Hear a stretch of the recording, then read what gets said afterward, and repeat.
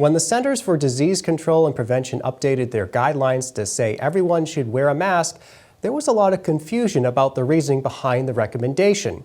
We spoke with Muir McDonald of Needham Health and Human Services to find out more about wearing cloth masks in public. The Centers for Disease Control and Prevention released guidance that recommends that most people wear cloth face coverings when out in public. For certain groups, including first responders or healthcare workers, the recommendation is for medical grade masks, surgical or N95. But for the rest of the population, the focus is on cloth face coverings, which could be a homemade cloth mask, it could be a bandana or a kerchief. There's a number of ways to affect the cloth face covering, but the reason that we're asking people to do this is it limits the spread of disease. As we know with COVID-19, you are symptomatic, you're contagious before you are symptomatic. So that means you could potentially be spreading the disease before you've shown signs or symptoms of being ill. What having a cloth face covering does is it limits your ability, if you cough or sneeze, for droplets to be expelled far from you.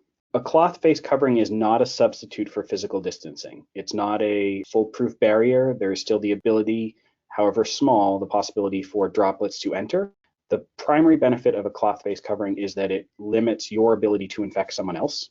The other side benefit is by having something on your face, you're much less likely to touch your hands to your face. And obviously touching your hands to your face is one of the things that can spread COVID-19 from a surface where you may have touched like a door, an elevator, or a bathroom handle or something like that.